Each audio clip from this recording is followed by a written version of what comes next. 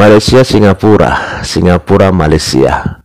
Dua negara yang selalu menganggap bahwa bangsa ini bisa diatur oleh mereka. Namun itu dulu. Sekarang beda, bos. Video yang akan saya tampilkan ini, guys, milik dari channelnya Identik ya, guys. Seperti kapal raksasa yang selama puluhan tahun ada di jalan yang salah, oleh Jokowi diubah rutenya. Tentu menyakitkan untuk orang-orang yang selama ini mendapat keuntungan dari kesalahan rute itu. Sejak awal mereka meremehkan fisik Jokowi yang kurus dan bukan bagian dari priai seperti mereka. Juga mengejeknya sebagai pria kampung karena asal daerahnya di Solo. Tetapi si kerempeng itu membuktikan bahwa dia adalah kekuatan yang tidak bisa diremehkan. Kita beruntung ada Presiden Jokowi yang nggak bisa diatur siapapun. Jadi kalau orang bilang dia tunduk sama ini, saya jamin sama Anda tidak. Indonesia dikenal sebagai negara yang kaya akan sumber daya alam, yang memiliki jumlah penduduk yang mencapai 270 juta jiwa. Hal itu membuat Indonesia menjadi salah satu negara yang berpotensi besar untuk menjadi negara maju. Dengan jumlah penduduk yang banyak, membuat fondasi ekonomi Indonesia sangat kuat.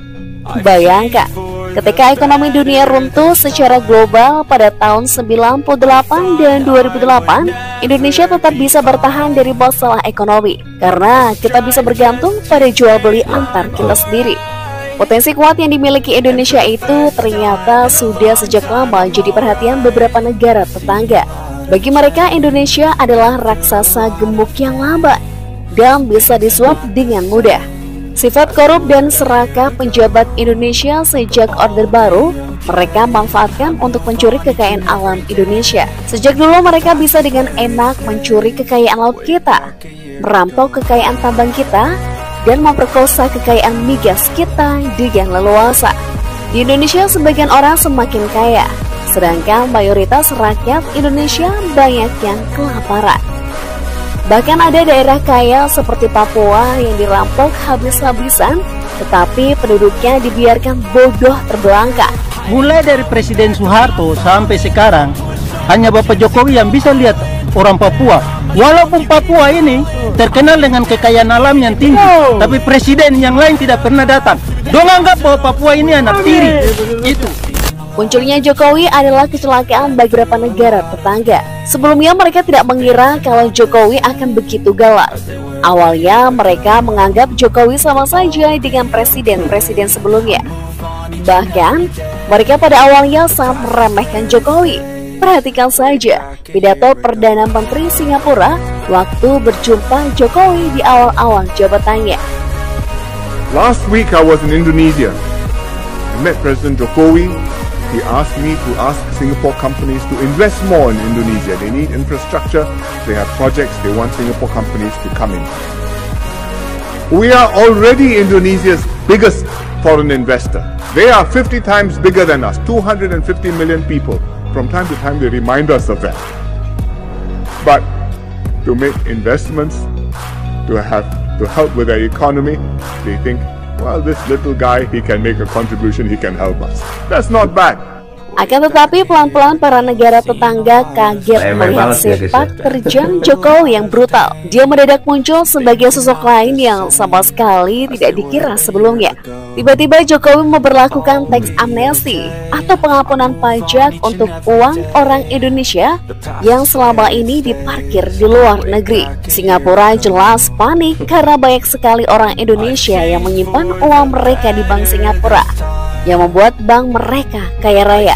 Dengan kebijakan tax amnesty, maka triliunan rupiah dana yang diparkir di negara mereka bisa pulang ke Indonesia. Dan itu bisa mengganggu sistem ekonomi di Singapura. Kebijakan Jokowi cukup membuat Singapura meriang dan berpikir ulang bahwa Jokowi bukanlah orang sembarangan. Belum selesai tax amnesty, Jokowi kemudian membangun pelabuhan-pelabuhan internasional di beberapa tempat di Indonesia, seperti di Kalimantan Barat dan Batam. Ini lebih membuat Singapura meriang lagi, karena selama ini ekonomi Singapura sangat bergantung pada sektor jasa, dan pelabuhan internasional adalah salah satu kekuatan ekonomi mereka. Singapura bukan negara yang kaya akan sumber daya alam. Bahkan air saja dimasukkan dalam kategori sumber daya khusus di sana. Oleh karena itu, ketika Indonesia negara yang kaya akan sumber daya alam, tiba-tiba pengen merebut sektor jasa yang selama ini jadi kekuatan Singapura, tentu saja mereka ketar-ketir.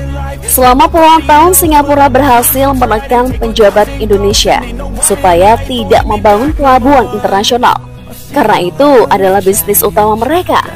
Kalau Presiden SBY dulu, saya menganggap beliau itu ragu-ragu selalu ya. Nah, kalau kita lihat Pak Jokowi ini memang is a very simple man, but he has guts, and not only guts, but he does his work also untuk mencapai ini. Sebentar guys, sebelum lanjut guys ya, saya ingin mengomentari itu sedikit tadi waktu Perdana Menteri Singapura ya, waktu pertama kali Presiden Jokowi menjabat ya, kata-katanya itu ya sangat-sangat meremehkan ya kan. Namun sekali gebrakan saja langsung mereka itu ketar-ketir, panas dingin, demam langsung kan. Hanya teks amnesti saja ya, mereka sudah kelimpungan. Belum lagi itu tadi apa namanya, pelabuhan internasional, belum lagi kilang minyak ya. Jadi sekarang ya Singapura itu sudah mulai ketar-ketir, aslinya mereka itu sudah ketar-ketir karena gebrakan yang dilakukan Bapak Jokowi sangat-sangat memukul mereka. Dan kita harus berterima kasih kepada Tuhan karena kita diberikan satu pemimpin yang luar biasa. Lanjut guys. Sekarang dengan adanya Omnibus Law Cipta Kerja, Malaysia juga jadi kebakaran jenggot. Selama ini Malaysia kita kenal sebagai negara industri terbesar di Asia.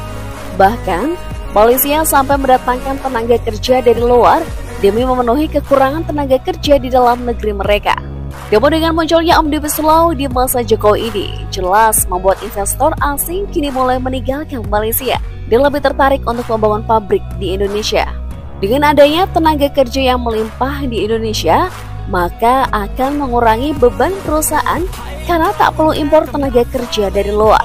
Satu lagi kelebihan Indonesia dibanding Malaysia, kita punya penduduk yang banyak yang bisa jadi pembeli produk yang mereka buat di Indonesia. Betul.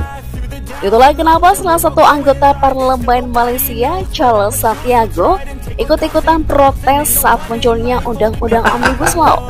Dari penjelasan ini kita jadi paham bahwa musuh kita bukan hanya para pengkhianat di dalam negeri, tetapi juga negara-negara tetangga yang takut negeri ini jadi besar.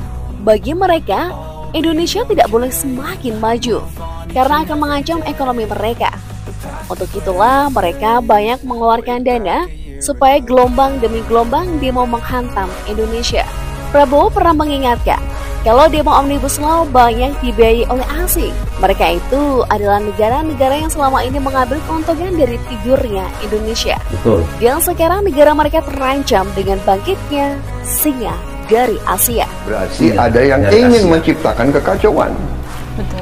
Nah, ya kan? Dan saya punya suatu keyakinan ini justru berasal dari luar negeri.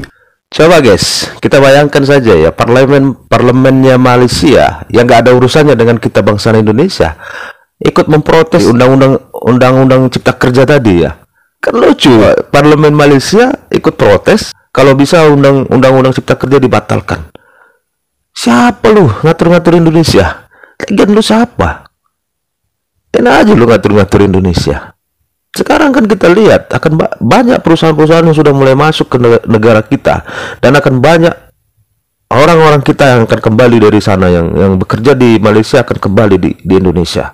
Dan saya berharap guys, kelak pengganti Bapak Jokowi adalah yang benar-benar bernyali.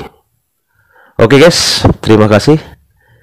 Semoga video ini bermanfaat. Jangan lupa ya guys, didukung channel kami, subscribe, like, serta bagikan ya guys, dan juga didukung channelnya Identik.